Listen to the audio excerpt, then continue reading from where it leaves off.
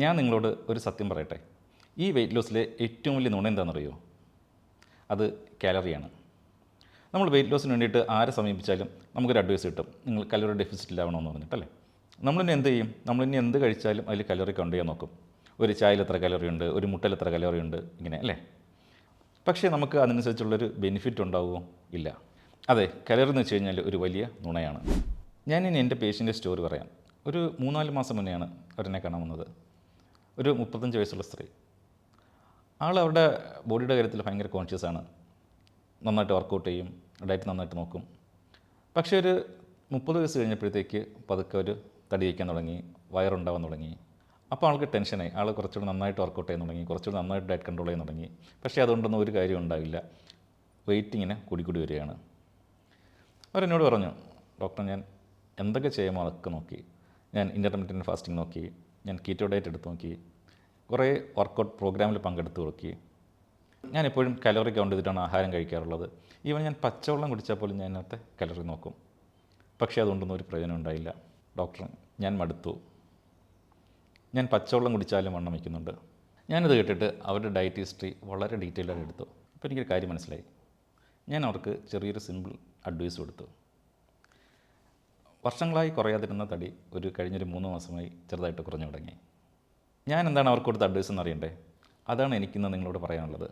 കാലറിയിൽ കാര്യമില്ല. നിങ്ങൾ ചിലപ്പോൾ ശ്രദ്ധിച്ചിട്ടുണ്ടാവും അല്ലേ? ഒരേ വീട്ടിലെ 2 പേര് ഒരേ ഭക്ഷണമാണ് കഴിക്കുന്നത്. പക്ഷേ ചിലർ നല്ല തടിച്ചിരിക്കും, ചിലർ നല്ല മെലിഞ്ഞിരിക്കും അല്ലേ? ചിലരെ കാണുമ്പോൾ നമുക്ക് നല്ല അസൂയ തോന്നും. ചിലർ കഴിക്കുന്ന കണ്ടു കഴിഞ്ഞാൽ ചിലപ്പം 2-3 പ്ലേറ്റ് ചോറ് ഒറ്റയിരിപ്പിന് കഴിക്കും.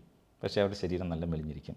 നമ്മളൊക്കെ ആണെങ്കിലോ പച്ചവെള്ളം കുടിച്ചാലും മതി, തടിച്ചിരിക്കും. എന്തുകൊണ്ടാണ് ഇങ്ങനെ ഡിഫറൻസ്? കാരണം വെയിറ്റ് ലോസ് എന്ന് പറയുന്നത് കാലറിയുടെ മാത്രം കഥയല്ല. അത് ഹോർമോണിൻ്റെ കഥയാണ്, അത് മെറ്റബോളിസത്തിൻ്റെ കൂടി കഥയാണ്. പലപ്പോഴും ഫിറ്റ്നസ് ട്രെയിനേഴ്സ് നിങ്ങളോട് പറയുന്ന ഒരു ഫോർമുലയുണ്ട്, calorie in and calorie out. നിങ്ങൾക്കിപ്പം വെയിറ്റ് കുറയ്ക്കണമെങ്കിൽ എന്ത് ചെയ്യണം? നിങ്ങൾക്ക് എത്ര കലോറിയാണ് വേണ്ടത്, അതിൽ നിന്ന് ഒരു 500 കുറയ്ക്കുക, നിങ്ങൾ വെയിറ്റ് കുറയും. അല്ലെങ്കിൽ നിങ്ങൾക്ക് വെയിറ്റ് കൂട്ടണമെങ്കിൽ നിങ്ങൾക്ക് എത്ര കലോറിയാണ് വേണ്ടത്, അതിൽ നിന്ന് ഒരു 500 കലോറി ഡെയിലി കൂട്ടി കഴിക്കുക. എത്ര സിമ്പിളായ മാത്സ് അല്ലേ? പക്ഷേ നമ്മുടെ ശരീരം ഇങ്ങനത്തെ ഒരു സിമ്പിൾ മാത്സ് അല്ല. നമ്മുടെ ശരീരം എന്ന് വെച്ചാൽ ഒരു കോംപ്ലക്സ് ബയോ കെമിസ്ട്രിയാണ്. ഇനി നമുക്ക് കലോറി അല്ലാതെ ഈ തടി കൂടാനുള്ള കാരണങ്ങൾ എന്തൊക്കെയാണെന്ന് നോക്കാം. മെയിൻ വില്ലൻ ഇൻസുലിനാണ്. നമ്മൾ ഇൻസുലിനെ കുറിച്ച് കേട്ടിട്ടുണ്ടല്ലേ? നമ്മളിപ്പം കാർബോഹൈഡ്രേറ്റ് കഴിക്കുന്നു, ചോറോ അല്ലെങ്കിൽ ചപ്പാത്തിയോ കഴിക്കുന്നു. ആ സമയത്ത് എന്ത് ചെയ്യും? അത് നമ്മുടെ ശരീരത്തിലെത്തി ദഹിച്ച് ഗ്ലൂക്കോസായി മാറും. ആ സമയത്ത് നമ്മുടെ ബോഡിയിൽ ഇൻസുലിൻ ഉൽപ്പാദിപ്പിക്കപ്പെടും. നമ്മൾ കുറേ ചോറ് കഴിച്ച് കഴിഞ്ഞാൽ നമ്മുടെ ഇൻസുലിൻ വളരെയധികം കൂടുകയും നമ്മളതിനെ ഇൻസുലിൻ സ്പൈക്ക് എന്ന് പറയും. ഈ ഒരു സമയത്ത് എന്താ സംഭവിക്കുക? നമ്മൾ കഴിക്കുന്ന സെയിം കലോറിയാണ്, പക്ഷേ ഇൻസുലിൻ സ്പൈക്ക് ഉണ്ടായിക്കഴിഞ്ഞാൽ നമ്മുടെ ബോഡി പിന്നെ ഫാറ്റ് ബേൺ ആക്കില്ല, ഫാറ്റ് സ്റ്റോർ ചെയ്യാൻ തുടങ്ങും. ഇൻസുലിൻ്റെ മെയിൻ ഫംഗ്ഷൻ എന്ന് വെച്ച് കഴിഞ്ഞാൽ ഫാറ്റ് സ്റ്റോറേജാണ്. നമ്മുടെ ശരീരത്തിൽ ഇൻസുലിൻ ധാരാളമായിട്ടുണ്ടെങ്കിൽ ഇനി നമ്മൾ എത്ര വർക്കൗട്ട് ചെയ്താലും അല്ലെങ്കിൽ എത്ര കലോറി കട്ട് ചെയ്താലും നമ്മുടെ ബോഡിയിൽ ഫാറ്റ് സ്റ്റോർ ആയിക്കൊണ്ടിരിക്കും. ഇനി രണ്ടാമത്തെ ഒന്ന് സ്റ്റാർവേഷൻ. നമ്മൾ തടി കുറയ്ക്കാൻ വേണ്ടിയിട്ട് ഒരു ഫിറ്റ്നസ് ട്രെയിനർ എടുക്കാൻ പോകും. അപ്പോൾ നമുക്ക് എന്ത് അഡ്വൈസാണ് കിട്ടുക? നിങ്ങൾ കലോറി ഡെഫിസിറ്റ് ആയിരിക്കുക. നിങ്ങൾക്ക് ഒരു ദിവസം എത്ര കലോറിയാണ് വേണ്ടത്? ഇപ്പോൾ ഒരു 2000 ആണ് വേണ്ടെങ്കിൽ അതിൽ നിന്നൊരു 500 കുറയ്ക്കുക. അങ്ങനെയാണെങ്കിൽ നിങ്ങൾ ഒരു മാസം കൊണ്ടൊരു 2-3 കിലോ കുറയും. അപ്പോൾ നമ്മൾ വിചാരിക്കും നമ്മൾ 500 കുറച്ച് കഴിഞ്ഞാൽ 2 കിലോ അല്ലെങ്കിൽ 3 കിലോ കുറയും. എന്നാൽ പിന്നെ ഒരു 1000 കലോറി ഡെയിലി കുറച്ചാലോ? അപ്പോൾ പിന്നെ നമുക്ക് 5-10 കിലോ കുറയ്ക്കാമല്ലോ. എന്നിട്ട് നമുക്ക് ഫേസ്ബുക്കിലൊക്കെ സ്റ്റാറ്റസ് ഇടാം, ഞാനൊരു മാസം കൊണ്ട് 10 കിലോ കുറച്ചു, എൻ്റെ 10 കിലോ കുറച്ച് അത്ഭുത ഡയറ്റ് ഇത് എന്ന് പറഞ്ഞിട്ട് ഫേസ്ബുക്കിൽ സ്റ്റാറ്റസ് ഇടാം. അങ്ങനെ നമ്മൾ എന്ത് ചെയ്യും? ഒരു 1000 കലോറി കുറയ്ക്കും. നമ്മൾ ഒരാഴ്ച കഴിഞ്ഞ് വെയിറ്റ് നോക്കുമ്പോഴത്തേക്ക് 4-5 കിലോ ഒക്കെ കുറഞ്ഞിട്ടുണ്ടാവും. അപ്പോൾ നമുക്ക് വീണ്ടും ഇൻസ്പിറേഷൻ ആവും. നമ്മൾ എന്ത് ചെയ്യും? പറ്റുമെങ്കിൽ ഒരു 1500 കലോറി കുറയ്ക്കും. ഡെയിലി ഒരു 500 കലോറി മാത്രം കഴിക്കും.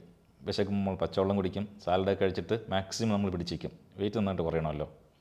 പക്ഷേ നമ്മൾ പിറ്റേ ആഴ്ച വീണ്ടും വെയിറ്റ് നോക്കുമ്പോഴത്തേക്ക് വെയിറ്റ് അധികം കുറഞ്ഞിട്ടുണ്ടാവില്ല. ആ കുറഞ്ഞ വെയിറ്റ് അതുപോലെ തന്നെ നിൽക്കുന്നു. ആദ്യം ഒരു 4-5 കിലോ കുറഞ്ഞു, അത് അതുപോലെ തന്നെ നിൽക്കുന്നുണ്ട്. നമ്മൾ വീണ്ടും കുറച്ചുകൂടി ഡയറ്റ് ചെയ്യാൻ നോക്കും, മാക്സിമം പട്ടിണി കിടക്കും, എങ്കിലും വെയിറ്റ് പിന്നെ അങ്ങോട്ട് കുറയില്ല.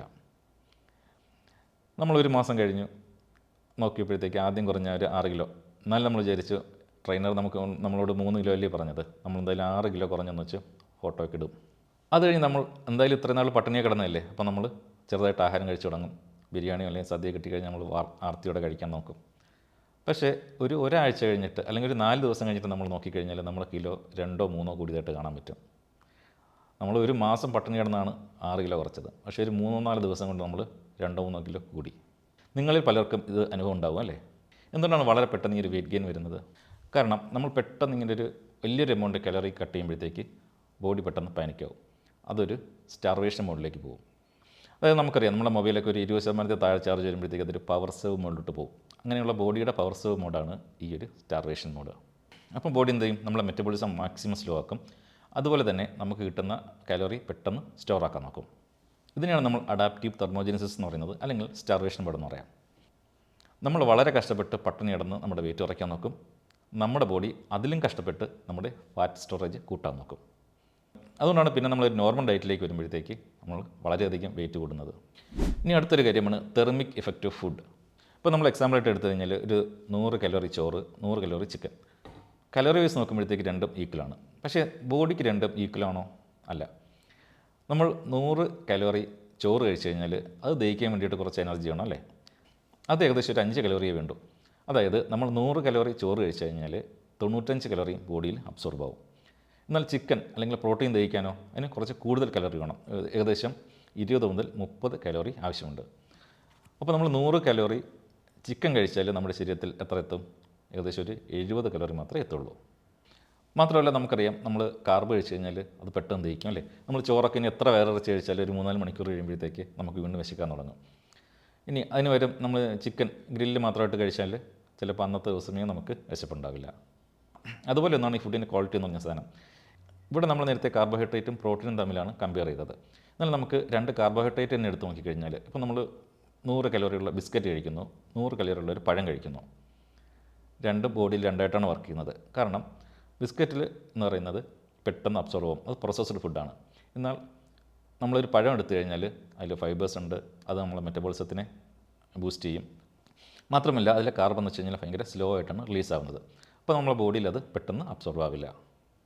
പിന്നെ ഒന്നെന്ന് വെച്ച് കഴിഞ്ഞാൽ നമ്മുടെ ഹോർമോണാണ്. നമ്മളൊരു ഏജ് കഴിയുമ്പോഴത്തേക്ക്, ഏകദേശം നമുക്കറിയാം, നമ്മളൊരു 30 അല്ലെങ്കിൽ 35 കഴിയുമ്പോഴത്തേക്ക് നമ്മൾ സെയിം ഫുഡ് കഴിക്കുന്നു, സെയിം വർക്കൗട്ട് ചെയ്യുന്നു, പക്ഷേ നമുക്കിങ്ങനെ വെയിറ്റ് ഗെയിൻ ഉണ്ടായിക്കൊണ്ടിരിക്കും. പ്രത്യേകിച്ചും വയറൊക്കെ ചാടും. ഒരു 40 കഴിയുമ്പോഴത്തേക്ക് അതിൻ്റെ വേഗത കൂടും. സ്ത്രീകളിൽ ഈസ്ട്രജനും പുരുഷന്മാരിൽ ടെസ്റ്റോസ്റ്ററോണും ഇത് കുറയുന്നത് നമ്മുടെ വെയിറ്റ് ഗെയിനിൻ്റെ ഒരു റീസണാണ്. അപ്പോൾ നമുക്ക് മനസ്സിലായി, കലോറി മാത്രമല്ല നമ്മളെ വെയിറ്റ് ഗെയിൻ്റെ കാരണം. ഇൻസുലിൻ പോലുള്ള ഹോർമോൺസ് ഉണ്ടാവാം, അല്ലെങ്കിൽ നമ്മൾ പട്ടിണി കിടന്നാൽ അത് നമ്മളെ വളരെ നെഗറ്റീവായിട്ട് ബാധിക്കാം. അതുപോലെ തന്നെ ഫുഡിൻ്റെ ക്വാളിറ്റി അല്ലെങ്കിൽ ഫുഡിൻ്റെ ടൈപ്പ്, ഇതൊക്കെ നമ്മുടെ വെയിറ്റ് ഗെയിൻ്റെ കാരണങ്ങളാണ്. വെറുതെ കലോറി മാത്രം കൗണ്ട് ചെയ്താൽ കാര്യമില്ല എന്നുള്ള കാര്യം നമുക്ക് മനസ്സിലായി, അല്ലേ? ഇനി നമുക്ക് എന്താണ് ഇതിൻ്റെ സൊല്യൂഷൻ? അതാണ് നമ്മൾ അടുത്തായിട്ട് നോക്കുന്നത്. ഫസ്റ്റ് എന്ന് വെച്ച് കഴിഞ്ഞാൽ നമ്മൾ നേരത്തെ കണ്ട് ഏറ്റവും വലിയ വില്ലൻ ഇൻസുലിനാണ്. അപ്പം ഇൻസുലിൻ സ്പൈക്ക് ഒഴിവാക്കുക. അതിന് നമ്മൾ എന്താ ചെയ്യേണ്ടത്? ഒന്ന്, നമ്മളെപ്പോൾ കഴിക്കുമ്പോഴും ഓരോ മീലിൻ്റെ കൂടെയും പ്രോട്ടീൻ കഴിക്കുക. കാരണം പ്രോട്ടീൻ ഇൻസുലിൻ സ്പൈക്ക് ഉണ്ടാക്കില്ല, അതുപോലെ തന്നെ അത് ദഹിക്കാൻ കുറച്ച് പാടുമാണ്. അപ്പോൾ നമ്മൾ ഓരോ മീലിൻ്റെ കൂടെയും പ്രോട്ടീൻ കഴിക്കുക, അതുപോലെ തന്നെ ഫൈബർ ആഡ് ചെയ്യുക, എന്തെങ്കിലും സാലഡ് ആഡ് ചെയ്യുക. അതിന് ശേഷം മാത്രം നമ്മൾ കാർബ് കഴിക്കുക. ഇപ്പോൾ രാവിലെ മുട്ടക്കറി ആണെങ്കിൽ ആദ്യം മുട്ട കഴിക്കുക, അതിൻ്റെ കൂടെ കുറച്ച് സാലഡ് കഴിക്കുക, അതിന് ശേഷം പുട്ട് കഴിക്കുക. ഈ ഒരു ഓർഡറിൽ കഴിച്ച് കഴിഞ്ഞാൽ ഇൻസുലിൻ സ്പൈക്ക് ഉണ്ടാവുകയില്ല. അതുകൊണ്ട് തന്നെ നമ്മുടെ ഫാറ്റ് സ്റ്റോറേജ് ഒരു പരിധിവരെ കുറയ്ക്കാനും പറ്റും. രണ്ടാമതെന്ന് വെച്ച് കഴിഞ്ഞാൽ നേക്കഡ് കാർബ് കഴിക്കാതിരിക്കുക. നമ്മുടെ ആഹാരം എന്ന് വെച്ച് കഴിഞ്ഞാൽ നേക്കഡ് കാർബാണ്, കാർബ് മാത്രം, അവിടെ പ്രോട്ടീനും ഫൈബറൊന്നും ഉണ്ടാവില്ല. പലപ്പോഴും നമ്മൾ കാണാറുണ്ട്, നമ്മളൊക്കെ ബ്രേക്ക്ഫാസ്റ്റ് എന്ന് വെച്ച് കഴിഞ്ഞാൽ നേരെ ഹോട്ടലിൽ പോവുക, പ്രോട്ടീൻ കുറച്ച് ചാറും ഒരു ചായയും. ഇതിലെവിടെ പ്രോട്ടീൻ, എവിടെ ഫൈബർ? നമ്മളതിനെ വീട്ടിൽ കഴിച്ചാൽ തന്നെ അപ്പവും ചമ്മന്തിയും അല്ലെങ്കിൽ ദോശയും ചമ്മന്തിയും ഇഡലി സാമ്പാറും, ഇവിടെയൊന്നും പ്രോട്ടീനും ഫൈബറും ഒന്നുമില്ല. എപ്പോഴും നമ്മുടെ ആഹാരത്തിൽ ഒരു പങ്ക് പ്രോട്ടീൻ ഉണ്ടാവണം. ആ പ്രോട്ടീൻ ആദ്യം കഴിക്കുകയും വേണം. ഇനി മൂന്നാമത്തെ കാര്യമാണ്, നമ്മൾ ആഹാരത്തിന് ശേഷം കുറച്ച് നടക്കുക, പ്രത്യേകിച്ചും ഹെവി മീൽസിന് ശേഷം. നമ്മൾ സാധാരണ എന്താ ചെയ്യുക? നല്ല ഹെവി മീൽ കഴിച്ചിട്ട് എവിടെയെങ്കിലും പോയി കുത്തിയിരുന്ന് മൊബൈൽ നോക്കുക, അല്ലേ? അത് ഒഴിവാക്കുക.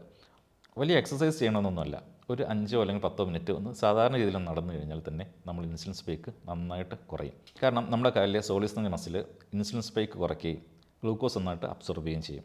ഇനിയിപ്പോൾ നിങ്ങൾക്ക് കൊണ്ടു കഴിഞ്ഞിട്ട് മൊബൈൽ നോക്കണമെങ്കിൽ നിങ്ങൾക്ക് നോക്കാം, പക്ഷേ അത് എവിടെയെങ്കിലും പോയി ഇരുന്ന് നോക്കാതെ ഒന്ന് നടന്ന് നോക്കുക. ഇനി അടുത്തെന്ന് വെച്ച് കഴിഞ്ഞാൽ കലറി വലുതായിട്ട് കട്ട് ചെയ്യാതിരിക്കുക. നമ്മൾ ബോഡിയെ പാനിക്കാക്കുന്ന രീതിയിൽ കലറി കട്ട് ചെയ്യാതിരിക്കുക. പിന്നെ നമ്മളെപ്പോഴും നമ്മൾ അവെയർ ആയിരിക്കുക നമ്മളെ ഹോർമോൺ ചേഞ്ചിനെ കുറിച്ച്. അതനുസരിച്ച് നമ്മുടെ ഡയറ്റ് മോഡിഫൈ ചെയ്യുക. അപ്പോൾ ഇന്നത്തെ വീഡിയോയിലൂടെ ഞാൻ പറയാൻ ശ്രമിച്ചത്, നമ്മൾ കലോറി കുറച്ചതുകൊണ്ട് മാത്രം നമ്മുടെ വെയിറ്റ് കുറയണമെന്നില്ല. അതിന് പിന്നിൽ വേറെ പല കാര്യങ്ങളുണ്ട്. അതെന്തൊക്കെയാണ് നിങ്ങൾക്ക് മനസ്സിലായെന്ന് വിശ്വസിക്കുന്നു. ഇനി നിങ്ങൾക്ക് എന്തെങ്കിലും ഡൗട്ട്സ് ഉണ്ടെങ്കിൽ കമൻറ്റ് ബോക്സിൽ ചോദിക്കുക.